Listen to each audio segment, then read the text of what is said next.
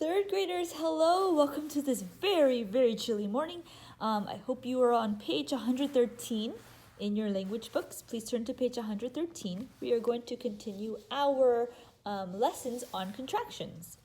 So, contractions again on page 113 is formed by combining two words. An apostrophe is used to show where letters have been left out.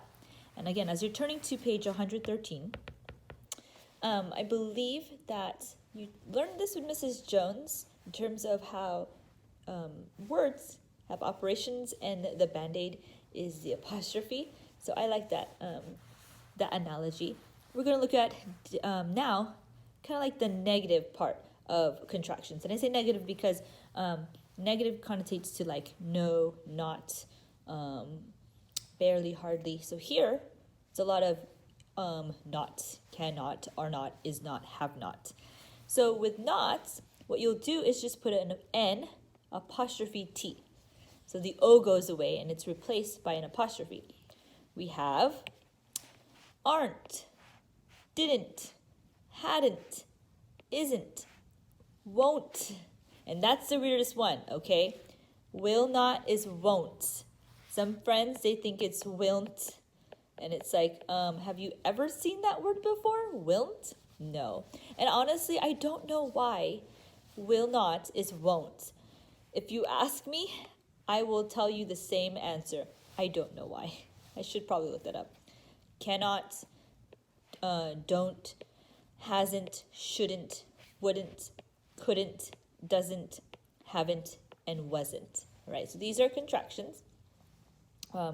Where it's not, you're using the word not, but you have an apostrophe to replace the O. You get to do Think A on your own. And it's all here. So please be sure that you do Think A after this lesson. It doesn't take that long. You also still need to be neat though. But yeah, do Think A on your own. I'm not going to do them with you, especially since this is like really level 2 thinking. You're identifying the different, or actually you're identifying the contractions and then rewriting them on your own. So please do this one. We'll look at Think B. And for Think B, we can still use this chart here. And I think, yeah, this chart here, I thought we were going to use the chart from yesterday, but definitely this one. So Think B. Complete each sentence by writing the contraction for the words in parentheses. So again, you can definitely do Think B on your own. Like you can pause this video and then unpause it when you're ready for me to like go over all of them. Well, I'm not going to go over all of them. I'm going to do maybe like the first two, and then we are going to discuss at our Zoom meeting the next three, because there's only 5 of them. Yeah, I'll use red. I'll continue using red. So this first one says, the elephant's new home has not been open for long. So as we know, has not up here is hasn't. So I'm just going to write hasn't. And like I said yesterday, it is important to know where to put that apostrophe. Number 2, last one, and then we'll continue with right C. Their old home at the zoo did not have as much area. So here again, we're just saying didn't. Okay, you put the apostrophe in the correct place. So go ahead if you want to do 3 through 5 on your own. That's up to you, but we will definitely discuss 3 through 5 at our Zoom meeting and also Think A, just to make sure that you did do Think A. Write C. Write a sentence using the contraction. I'll use black this time. So imperative, meaning it's a command and you're using the word don't.